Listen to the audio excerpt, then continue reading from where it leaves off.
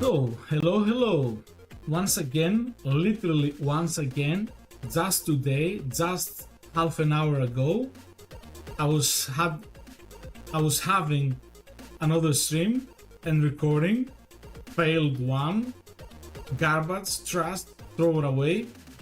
Anyway, hopefully you didn't watch that one and you will enjoy this one.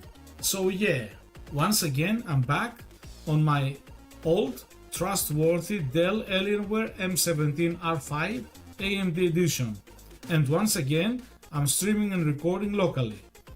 Streaming, of course, is on the Kick service today, and I'm back on the NixOS 25.11 version.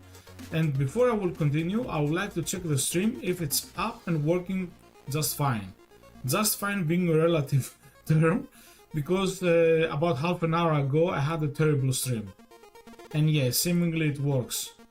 Anyway, what happened is, as I will show you very soon, today I'm testing the hardware encoders of the system with the OBS, and it's a first thing for me the way I'm doing this today.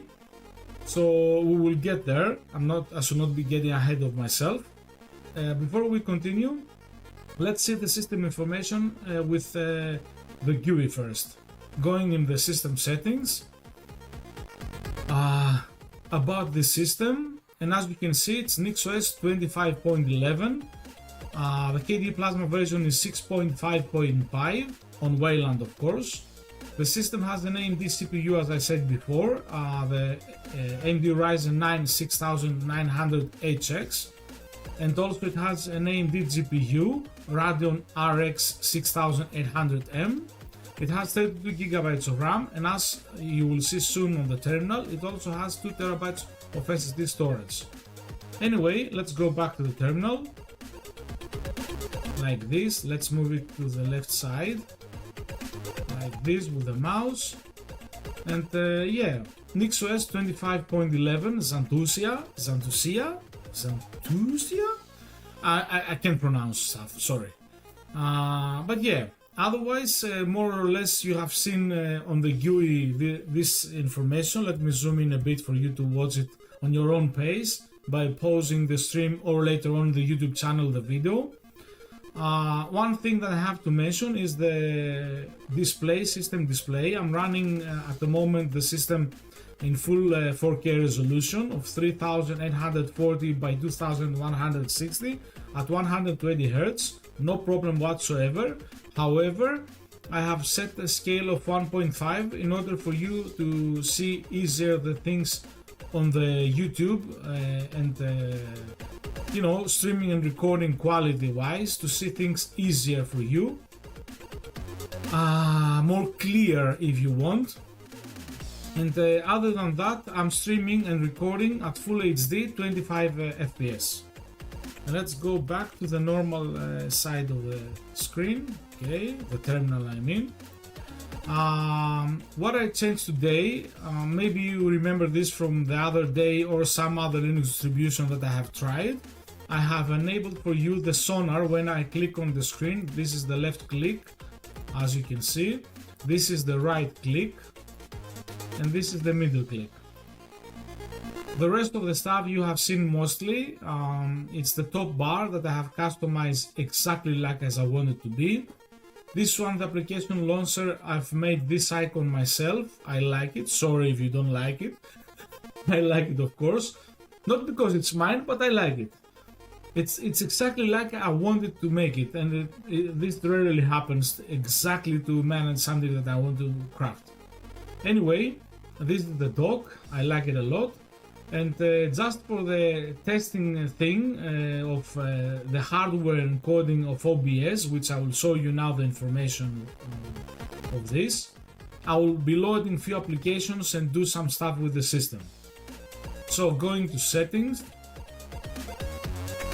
here on the output, as you can see, streaming, I have set now audio encoder FMPEG AAC. I think this was a problem before because I used another one called lib something.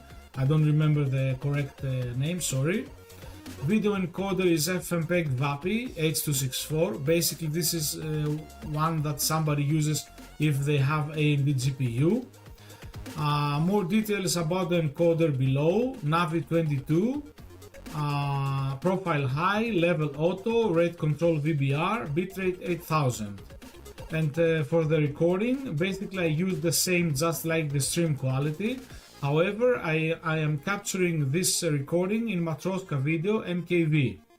Other than that, nothing else to report. And for the video, as I said before, Full HD 25 FPS. Hopefully things will be going well now, no sound crackling, sound choking or whatever. One other thing that I want to test is the ability while streaming and recording to have the system perform just fine while using the hardware encoder, I mean for OBS. And in order to do that, I will load some applications at the moment.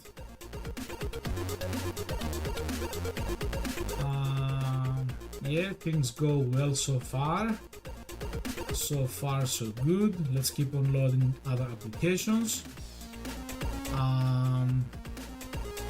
Yeah, I want to mention also that although the system has its own KDE, Audacity, GIMP, etc. versions, I'm using the Flatpak ones because I want to have the latest, the absolute latest versions, because I think especially the system regarding the GIMP that I remember now, they are using an older version, 3 something, but not the 3.2. Let's go to Audacity now and do the same thing. Kdenlive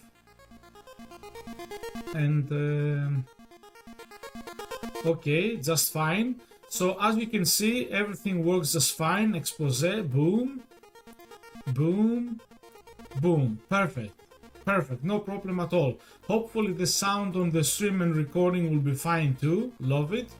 Let's go now to the other thing. Let's go to the system settings. Let me show you what else I have been working with.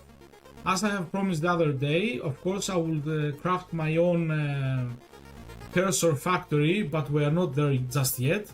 But what I have managed to create for sure is this one. My Swedish Breeze cursors. Apply. And of course you can select different sizes as well. Anyway, I love it. I love to see it.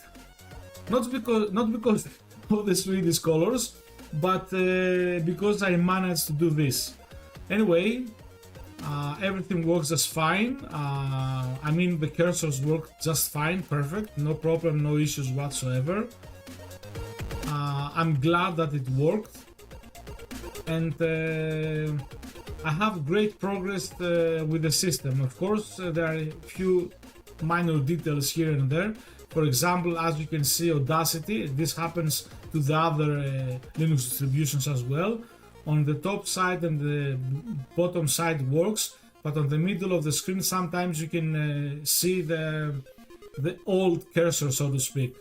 Right now it displays the new one, but sometimes the old one creeps its way back here. But yeah, other than that, no problem whatsoever. GIMP, perfect, love it. No problem with the other apps at all. Anyway, the other thing that I have shown you the other day, of course it works just fine, but I will display it now, I will demo it now for those that haven't checked it out. As you can see, the wallpapers are changing. This of course is a built-in function of the KDE Plasma. However, I've made my own trick, which is the ability to jump around through the wallpapers. At the moment, let's go to the terminal. We are on the wallpaper 561. Let's go, for example, to 580. 580. Boom. Like this. No problem whatsoever. And now I will go back to 565. like this. Boom. No problem, see? Perfect. So, wallpaper jumping, no problem. Mouse cursors, no problem. But the mouse cursor factory is incoming. I have done some good tests. I'm almost there, like almost. I'm about to make it happen, but not today. Not today. I think tomorrow's stream and recording, the video on the YouTube channel, you will be able to see the new mouse cursor factory. Yeah, so let's go back to talk about a little bit about NixOS, but before I will do that, let me close the apps. They are not needed at the moment. What else? Audacity, of course, Kdenlive, of course, and the terminal. Boom, nice. So, NixOS. In order to show you what NixOS is all about, I will move to first on the Wikipedia. Let's go to the Wikipedia first. Sorry, my bad. Nix Wikipedia. Like this. And then on the official website. So yeah, let's read the Wikipedia first. NixOS is a Linux distribution built around the Nix package manager. Unlike traditional Linux distributions, NixOS is configured using a functional language that describes the system configuration. It generates complete system profiles, enabling reproducible deployments, atomic upgrades, and system rollbacks. NixOS relies on the Nix packages collection of package definitions and the Nix expression language for declaring packages and system options. It is free and open source software under the MIT license. So, this is what the Wikipedia says. Of course, it has plenty of other information. It says that it has multiple issues, this article. Since I'm not very well adversed in this NixOS Linux distribution and the Nix package manager, I will leave it up to the professionals. But this information sounds about right from what the main website of the project says and what I have been experiencing. Anyway, back to the official website page. As it says, NixOS, Nix basically are declarative builds and deployments.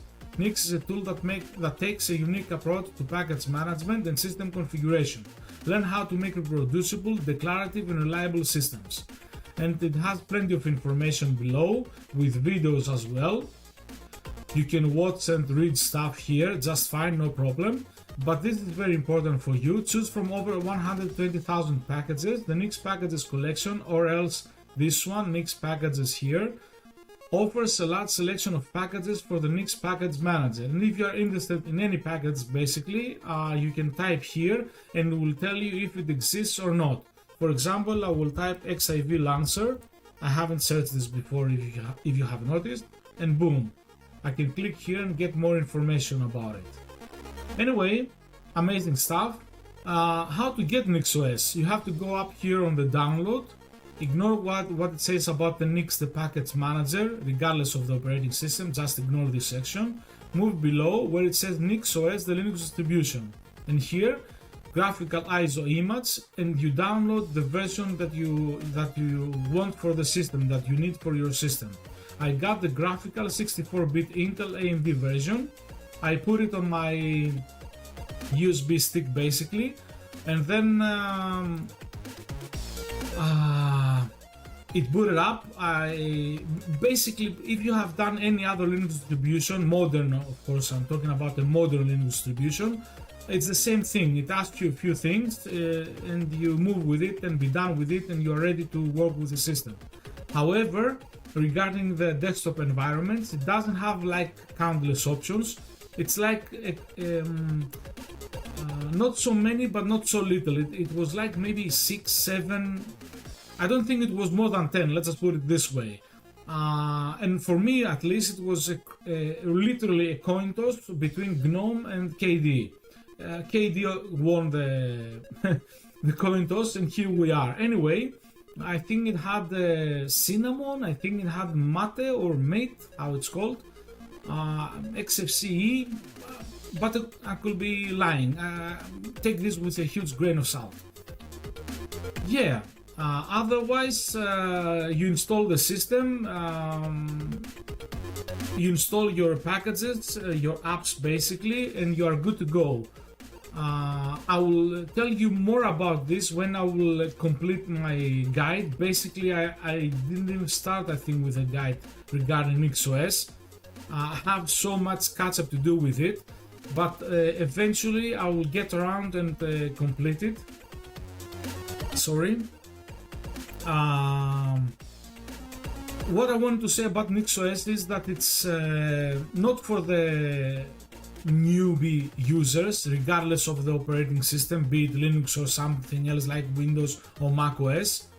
I think the user that should be using this system is an experienced one, not perhaps an advanced experienced one, but somewhat experienced user. Let's just say that maybe they have used an operating system or two in their life, and maybe they know how to go about finding and installing applications. And of course, do not afraid of the terminal or any kind of terminal, not just Linux terminal.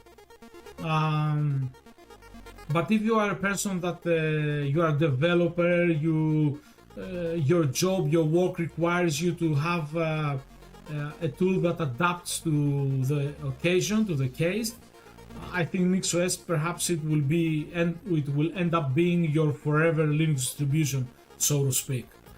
I think I will keep using NixOS in the future. I don't know how well I will become with it, because it requires another way of thinking regarding how to set up and how to maintain the system. I'm not arguing that it's difficult, it's just new for me. Perhaps maybe it's easier than the other Linux distributions when you know what you're doing.